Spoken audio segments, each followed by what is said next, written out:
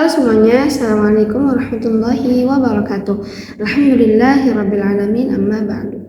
Nah teman-teman semua, gak nyangka sekarang ternyata kita udah ada di Learning Journal episode 10, dimana Learning Journal kali ini kita akan ngebahas tentang jurnal atau artikel ilmiah.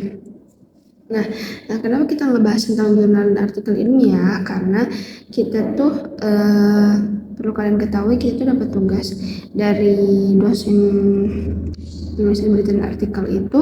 Untuk tugas UAS kita tuh harus membuat jurnal ilmiah berstandar nasional, di mana harus diterbitkan oleh jurnal Sinta minimal Sinta 4, 5, dan 6. Nah, makanya di sini tuh kita diajarin gimana sih cara menulis jurnal ilmiah yang bagus gitu, yang bisa memenuhi kriteria jurnal Sinta gitu tuh.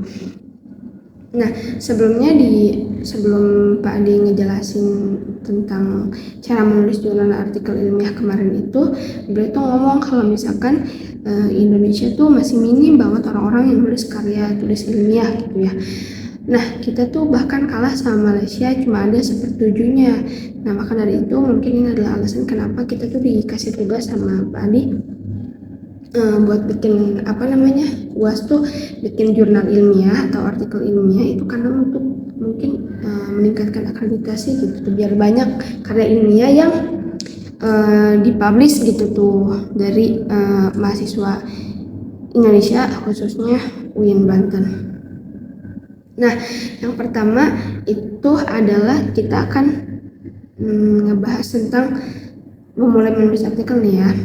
Pertama, kita tuh harus tahu kalau misalkan menulis artikel itu tidak terlalu mudah, juga tidak terlalu gampang.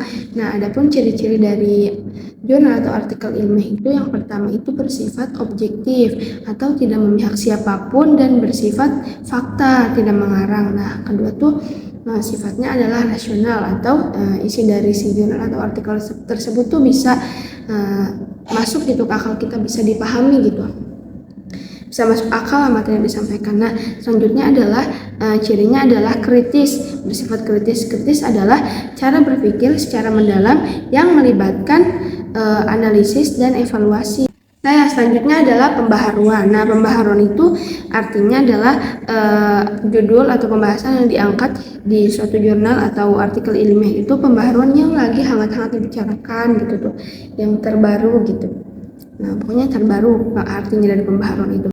Nah, setelah tadi kita ngebahas tentang ciri-ciri jurnal atau artikel ilmiah, nah sekarang kita akan ngebahas tentang proses penulisan artikel atau jurnal ilmiah itu sendiri. Yang pertama adalah proses pra penulisan, yang kedua ada proses penulisan, dan yang ketiga ada pasca penulisan. Mungkin kita udah dijelasin ya di jurnal learning journal kemarin, tapi nggak apa, kita ulas lagi. Nah, pra penulisan ini biasanya isinya adalah tentang bahan tulisan dan kerangka tulisan. Nah, bahan tulisan itu mencakup tentang pencarian atau pengembangan gagasan, baik dari buku, jurnal, dan masih baik lagi gitu ya.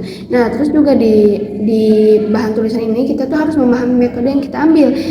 Apakah kita mengambil metode kualitatif atau kuantitatif. Nah, yang selanjutnya adalah perencanaan naskah. Nah, terus kalau misalkan proses penulisan itu biasanya berisi tentang draft tulisan atau anatomi. Adapun bagian dari draft tulisan itu biasanya kita salah satunya itu pemilihan bahasa. Yang pertama adalah bahasa yang bersifat universal atau bahasa yang dibuat adalah bersifat baku gitu agar mudah dimengerti si pembaca.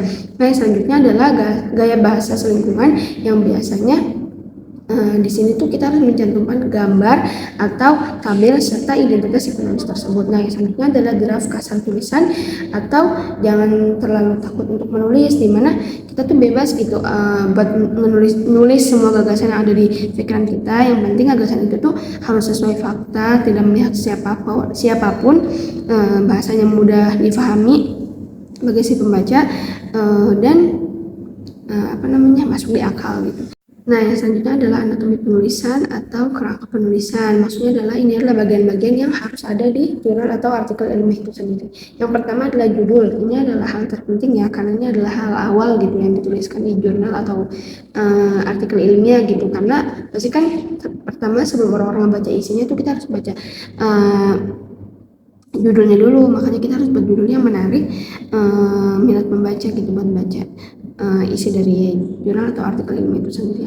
Yang kedua adalah nama penulis. Kita harus mencantumkan nama penulis, maksimal itu 5. Kalau misalkan lebih dari itu nggak apa-apa nggak dicantumin. Terus selanjutnya adalah abstrak.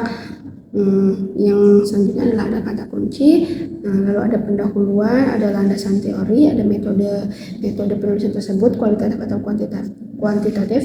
Yang selanjutnya adalah hasil dan pembahasan. Yang selanjutnya adalah simpulan dan saran. Nah selanjutnya daftar pustaka. Nah itu mungkin bagian-bagian yang harus ada gitu ya di artikel atau jurnal ilmiah. Mungkin itu saja yang dapat saya sampaikan. Kurang dan lebihnya saya mohon maaf. Assalamualaikum warahmatullahi wabarakatuh. Sampai ketemu di landing jurnal selanjutnya. Dadah.